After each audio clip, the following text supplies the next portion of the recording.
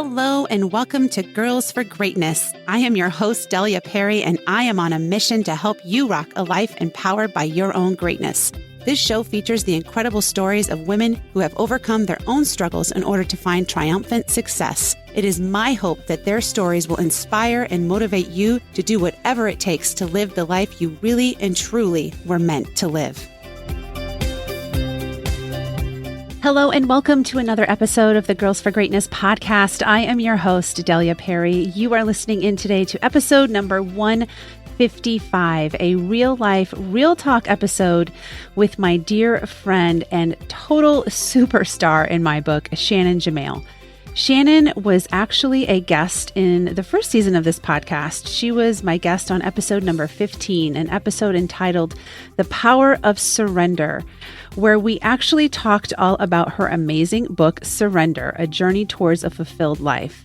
Since then, this superstar has done a lot, and I am so thrilled to have her back on the show to talk about all the wonderful things she has been up to, as well as to just chat about how she is managing to continue to be the influencer she is. But to give you a little background on Shannon, Shannon is the founder and creator of the Mind and Body Complete family of companies, which includes her retreat center, Retreat Ranch outside of Austin, and her international product line of candles and body products, which, by the way, I will tell you guys, are totally, totally divine. Shannon is also a best-selling author, a podcast host, a retreat leader, and a therapist turned performance coach. Shannon has a passion and mission to elevate women in mind and body in order to connect, grow, and thrive through her programs and international products.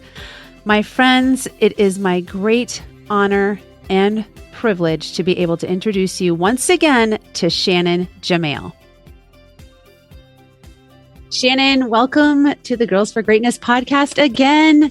I am so excited to have you back joining me. I know I mentioned some things in my intro just about things that you're doing now, and we're going to kind of dive into that. But I'm just so excited to have such a good friend back on the show with me. So thank you. I am so excited to be here. I know I feel like we've tried to move heaven and earth to make this happen. I know. And I was afraid something was going to come up this morning, and I was like, nope, this isn't it. We got to get this done. I'm not changing this again after all our back and forth. And it's not, and what's funny is it was literally both ways. It was like, first it was me, and then it was you, and then it was us. And we're like, okay, what's going on? What the heck? But I'm so happy to be here. Thank you. Of course.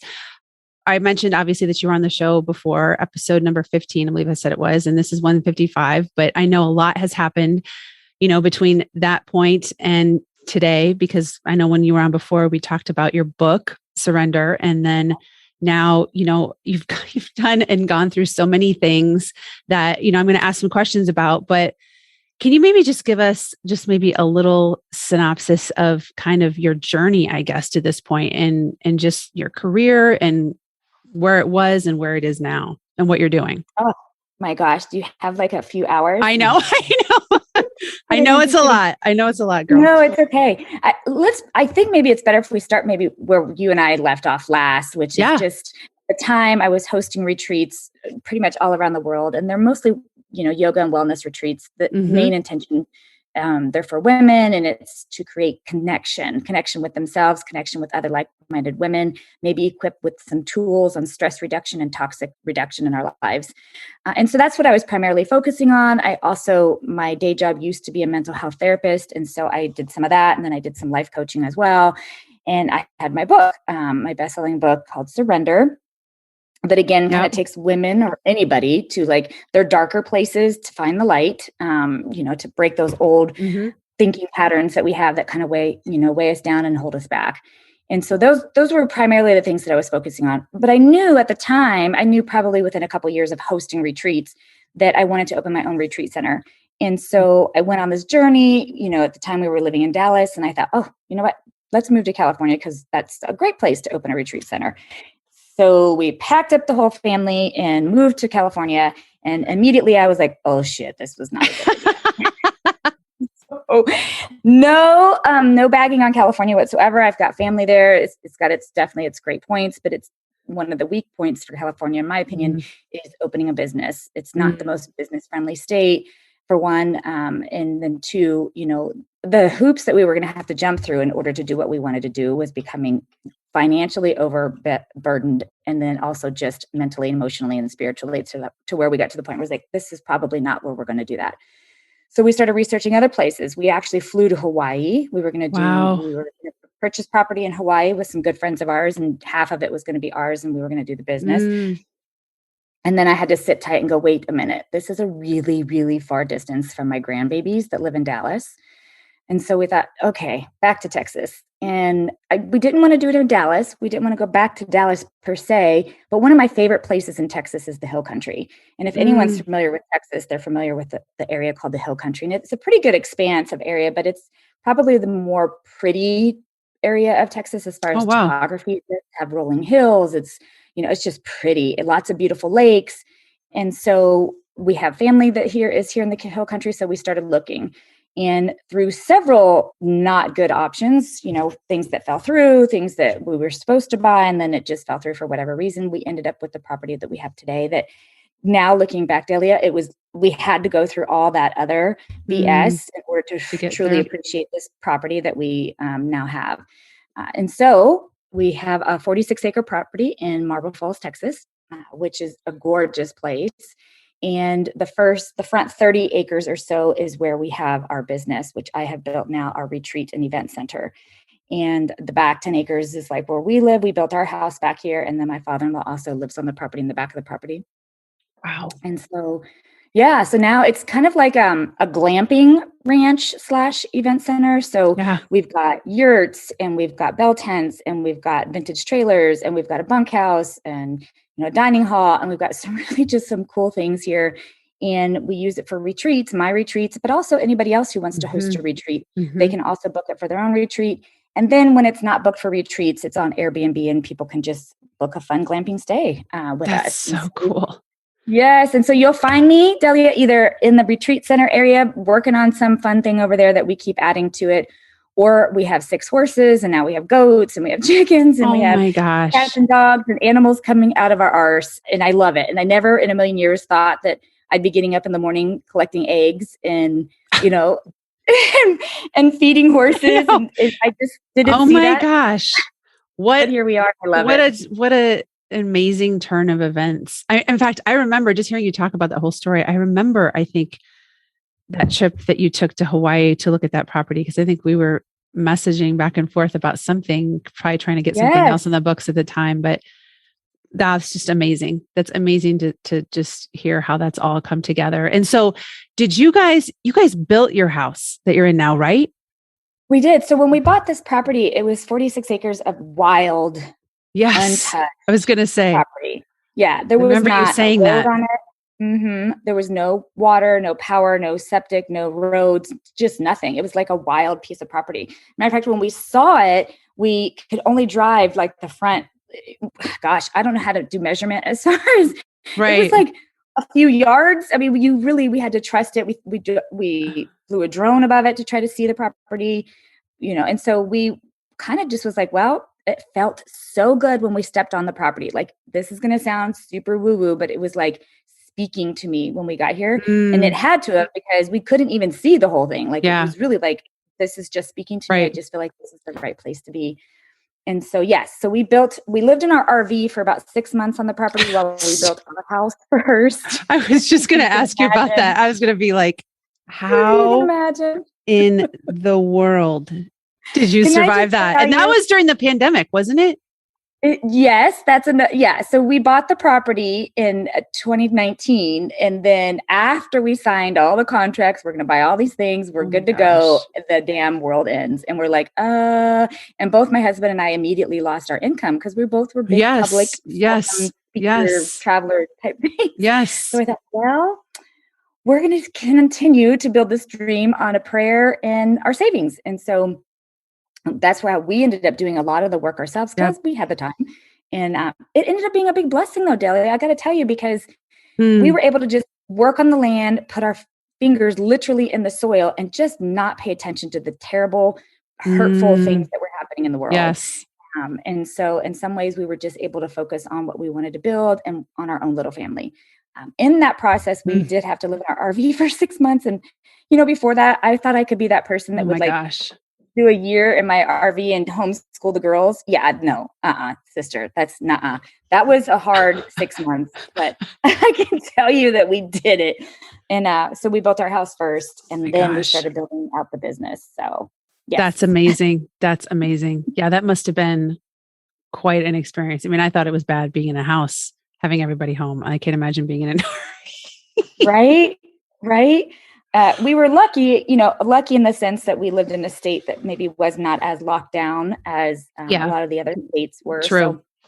So my kids did get to go to school when we lived in Texas in person, and they did get to participate in sports and gymnastics and all of that stuff. So at least we had that. We weren't just completely locked down and locked in an RV. And so there was that blessing, but yeah. That's amazing. That must have taken some serious manpower then to clear all that land to create the space for all of the stuff that you have going on now, the cold retreat area. Yeah. My husband talked me into the fact that we needed a skid steer, which is just a very expensive, big ass piece of equipment that at first I was like, what? We could just rent it. But I got to admit now, 2 years and some change later of having this property, that skid steer is used almost every day. And so he was right. What is that exactly? I don't even know.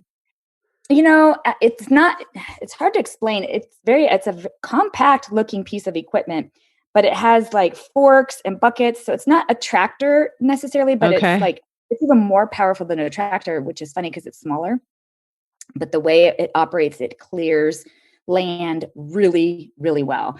It's just like can create paths and grab things and just interesting.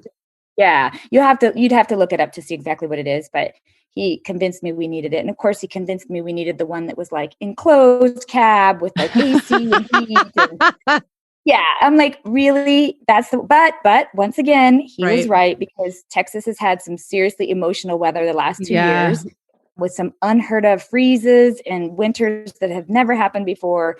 And so he was right. And also we just have really hot summers. And so when that's true. You're out there for hours at a time and it's triple digits, it's nice to know that you can have the AC while you're working. Oh my gosh. So he was right all the way around. That's amazing. That's amazing. So tell me a little about kind of where you're at now. Well, also, one of the things I want to ask you about, because I mentioned this in the intro, was since you were on, you also have a whole product line, right? With your candles and your body care, which are amazing, you guys. I mean, truly amazing. Thank you. So tell me about that. So, actually probably before the pandemic, a friend of mine and I had created a candle line, and then it turned into a body product line as well. And then it's morphed over the last, couple of years. And as I've moved and also just as my focus has really shifted towards the ranch, that is just very time consuming in a good way. Important aspect of what I do. It's been rebranded now, and it's part of the ranch store. We have a little boutique store here that we sell goods from all local vendors in Texas. And so anyway, so it's the part that we carry there. But that's, that started off, I started making candles years ago as just a fun hobby, just something to do as a fun hobby. It was kind of like my therapy. It's it's art, it's science and art together. And then I would give them away as gifts. And then it just kind of turned into a business and then a retail product. But we no longer sell them in stores. I was selling them in stores and doing the whole retail thing, but I just don't have the manpower or the bandwidth to continue that. And it's not something that I want to focus on supporting other stores rather than just our own and our own on-site boutique stores. So, but it's that's awesome. That's awesome. That's awesome. Well, I have some kind of like general questions just about like life, because I think what you're doing obviously is amazing. I'm going to come back to that, but I'm curious, from all of the retreats you've done, and maybe even just the ones in the last year, right? That you've been doing them again, right? Is that right? Like a year? Yeah. The first one I did post COVID was in November of last year. Okay.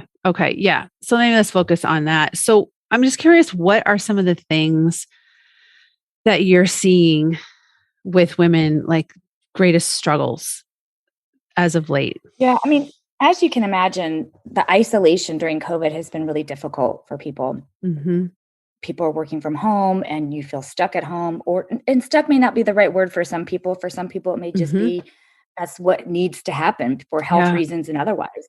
And so, the isolation is really, really difficult for people. Human beings are not made to be isolated. We're made to be around people. That doesn't mean that there wasn't a valid and legitimate medical reason why some of these decisions had to be made. It just means that it's difficult. And so the isolation part has really put people in a space that they just, once they felt comfortable, the need for connection is so overwhelming. It's just super emotional. Women that have been showing up here since COVID or post-COVID, the initial pandemic, have just been really emotionally heavy and wanting that connection with other women who maybe are struggling with some of the same things that they were. And then also trying to figure out what this post-pandemic, or I forget what they're calling it. It's no longer a pandemic. I think it's an endemic. I'm not sure how the right word. Whatever the word is. Yeah. But, we're still, of course, COVID is still here. Yeah. But it's a different stage that we are at this point. And so what do they do now? And how do they, a lot of relationships were damaged during this time frame. People believing different things and not being able to respect each other's beliefs, political nightmares from hell. And so these things damaged a lot of relationships. So some of the women showing up, don't have the same system or same team, same tribe, same resources to fall on that they did before. So they've lost a lot of their coping tools. They lost maybe their gym clothes. They lost their coworkers because they can no longer connect with them the same. They lost some friends. Maybe they lost family members. And so there's lots of hurt and disconnect and frustration and anger and sadness that's a little heavier than maybe pre-pandemic. And so just seeing a lot of that, and then just giving the women space to allow that to air out and not feel guilty. Because you know what, Delia, women do not like to put their heaviness on other people. We are like, we'll handle it all. Okay. So I'll take it all. I don't want your help. I can't need your help. That's a weakness. And so they just carry it all and they say, I'm fine. Things are fine. They might vent a tiny bit, but usually I'm fine, And so this is a space for them to come and release it. And it's okay to cry, or it's okay to laugh, or it's okay to scream, or it's okay to do whatever your heart is speaking, to you to do. And so that's kind of what we're seeing is a little bit more heaviness. But the good news is that they can lay that heaviness down here and they might walk away a little bit lighter. And so that's what we aim to do. That's so awesome. I love that. And so true. I mean, just what you said about the not wanting to put that on others and burden. I mean, that's what we do, right? As women is say we can do it all and then, get really pissed off when things don't come together and we wonder why, It's funny that you say that, because that is what we do. We create this giant list. And then on top of this giant list that we have our internal pains and frustrations. And feelings of neglect or unappreciation or whatever. And so we're carrying these two entities within us at all times.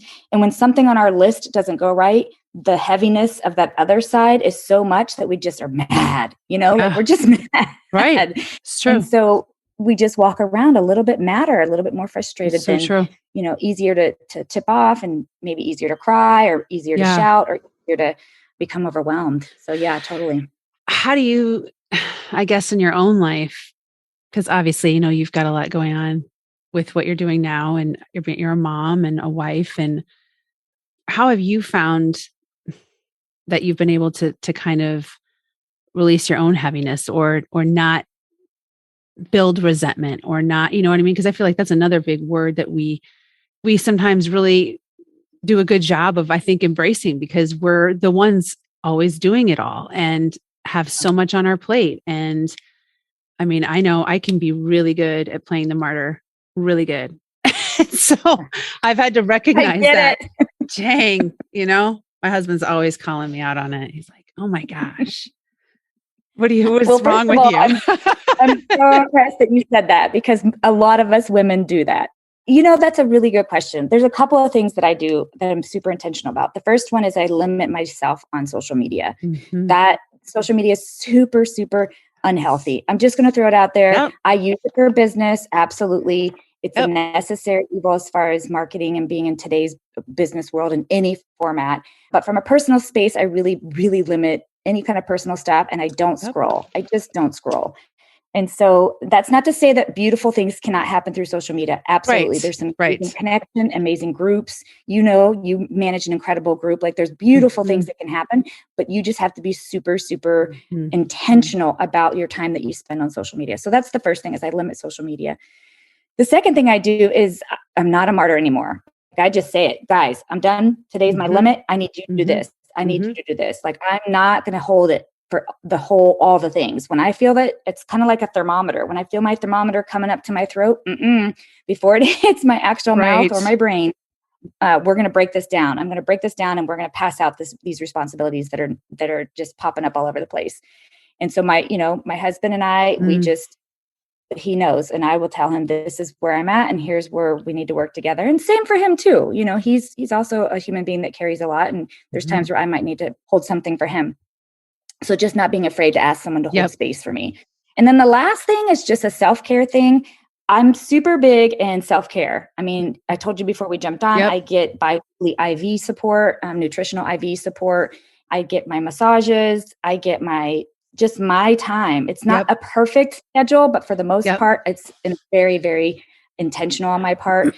Every morning, I'm very intentional about my morning. I have my workout time, which is not big. I do, 10 to 15 minutes on my Peloton, 10 to 15 minutes yoga. I do my 15 minutes in my sauna, and then I meditate, pray, and then I start my day. But it's super intentional every day. And that's it. And then if I'm ever really, really at a point where it's like, oh my gosh, I'm feeling super cranky, overwhelmed, sad, whatever. This is going to sound super, super silly, but it's a great grounding tool. I take my shoes off and I go stand in the dirt, and I talk to my animals, or I just stand in the sun and the dirt. And there is seriously some power in earth and the ions on the ground that can literally come through. It's a reason why a lot of people are barefoot. If you've ever heard that whole, thing where there's people who just are, or they don't wear leather on the bottom of their feet because they want to connect better with the earth. There's some power in that. There's some power in grounding yourself through the earth that is what we all live on. Right. And so between that and then just being, some intentional time with my animals without my phone, those are my resets. So dividing it up, no social media, or very limited, dividing it up as I'm needing it, self-care, and then grounding myself. Like those would be my steps for me to be focused. Or even just, to be able to go with the flow, because like you mentioned, if something doesn't go our way, we just get thrown out of the flow. And then it's like, oh shit. So that helps me to be able to go with the flow better. Yes. So that's good. That's good. I love that aspect of what you said though, about connecting with the earth. I've seen that from a couple of people actually on social media, some people that I follow that have talked about that, how important that is. I could definitely see that. It's super powerful. When I used to work in a clinical setting, and we would work with severe or high risk patients, that was one of the things that we would do, is we would actually have them take off their shoes and we'd walk them outside and, sit in the grass and breathe, and so, or the dirt, the grass, it doesn't matter. The ions can come through either way, and just breathe, just focus on your breath. There's no need to, do anything or say anything, even if you don't, just focus on your breath and connect with earth. And it's a super, super powerful grounding and reset tool. That's awesome. That's awesome. I'm going to have to remember that myself. I love that. So tell me where you think things are headed now. Like what's on the horizon for you? What do you, as far as your business, as far as your retreat center, like just you personally, like where do you see things going, or where are you at, for your, because I feel like things shift all the time. For me too, in terms of focus and what do I really need to be, tuned into now. And I think a lot of times we don't give ourselves that time to shift, or the allowance to shift, because we're so strong-willed or so, focused on this is the way it has to be. This is the way it has to look. And I talk a lot about that on here, how you have to really figure out your own path and then, not apologize for the way that you do things, because you're allowed to change. You're allowed to change your mind. You're allowed to shift, whatever it is. So I'm curious just for you. I love that. I've said several times I'm writing my life in pencil. because I can choose to erase it at any point, my path. Love that. Choose another course. And so, and not to mention the fact what I believed 10 years ago has totally shifted and changed. And I feel like if that's not happening for people, then they're probably stuck in some old thinking patterns anyway. For me, I got to be honest right now. So in June of this year, our business will officially be open 1 year. And awesome. So the retreat center. So right now, my focus is purely on growing and expanding the center. The bookings, we're booked completely almost for the whole year. So that's coming, and I'm so grateful. I'm unbelievably grateful for the support and the incredible business that has come from the ranch. So we're really focusing on building the actual amenities out on the ranch and continuing to grow by adding some really cool features and some cool elements to the ranch, a couple more really unique accommodations. All of our accommodations are super unique. They're not your standard overnight accommodations. And growing the interaction between, animals and guests, and just kind of some really cool elements that way. And then for me personally, starting this summer, I plan to travel more. And so, but within the United States, I don't plan on traveling internationally again or hosting retreats internationally again, because I still will hold a couple of retreats offsite, like a beach retreat in a Costa Rica or Italy or something like that. But I won't be doing international retreats until some of these things change. I just wouldn't want my guests to get stuck in a country if they get either a false positive test or even a positive test. And where does that leave me, and who's responsible for that poor guest, and all those things that can happen. And so I'm going to wait until we're at a space where that's not going to be an issue. And I know we will get there eventually. Yeah. But in the meantime, I just want to personally travel. And there's so many really cool places just here in the United States that I've never been to. And now I'm in this space of unique accommodations. And so I'm really looking for cool and eclectic and unique stays all across the US that I can experience, but also disconnect from what I'm doing and just enjoy what someone else has put into, someone else's heart and love and spirit has put into something. That's kind of where I'm at personally, enjoying my kids and my grandkids and continuing to add to the ranch. I love it. I love it. I love it. Those are all great things. So my last question, which I'm not going to ask you the same questions that I asked you before the very first time you were on, I think it was, what's your, I don't know if it was success and then 3 words that best describe who you really truly are, which are great questions. But recently I've been adding this question: how do you embody greatness in your own life? Ooh, I would have to say by being humble or attempting to be humble. In other words, not letting my ego do all of my thinking and speaking and acting. And instead, knowing it's not just about me, and I don't mean that in a, I'm going to ignore myself way, because I'm past that now in my life. Right. I know how important I am to me and how important I am to keeping myself as a focus and a priority. I mean more like being open and humble to what other people think and believe and are, and embracing that with love and joy. And so just approaching everything with that little bit of humbleness and maybe even desire to grow and learn through someone else's strengths and differences. So that's kind of where I've been, trying to put a little bit of emphasis. So awesome. That's so awesome. And so needed, especially in, I think, this day and age where not kidding, sister. It's a little heated out there sometimes. Right? Good grief. Oh my gosh. Well, thank you so much, Shannon. This has been so fun. I just love always getting back with someone that I've had on, especially someone that's become such a good friend, and just hearing how things have shifted and how you've grown and how you're still out there impacting so many in such a positive way. And I just thanks so much for coming on and chatting with us and sharing again. Oh, thank you so much. And to drop a little birdie out there, Miss Delia, we need to get together so you can plan your amazing and awesome retreat, because you have got some really, really fantastic offerings, and there's some people out there who really need to take part in that. Oh, you're sweet. Thank you. Thank you so much. Thank you, love. Well, what a gift it was to be able to sit down and talk with Shannon once again. I am going to pretty much let Shannon's words speak for themselves, but let me just reiterate one important truth that Shannon and I touched on. And that was the idea that so often we try to carry all of life's burdens ourselves. We are so reluctant, as Shannon said, to put our heaviness on others. We are so often so reluctant to ask for the help we need. And I think we are even so often reluctant to cut ourselves any slack. Let's do ourselves a huge favor, you guys, and not be so hard on ourselves. Let's acknowledge ourselves for all the amazing things we are instead of picking ourselves apart for all the things we think we are not. Let's realize just how much we are capable of, but also realize that we don't have to do it all or be all things to all people all of the time.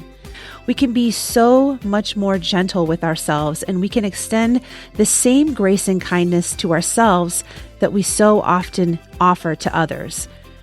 As always, my friends, please be sure to head to the show notes from wherever you're listening in from for all the social media and website links to find out more info on Shannon and all the amazing things she's up to. And as always, know what a gift it is to have you here listening in today. It is always an honor to bring you this show. Know that I believe in you and in your unique greatness. You matter, and so does what you alone have to share with this world. My friends, keep doing whatever it takes to live the life you really and truly were meant to live.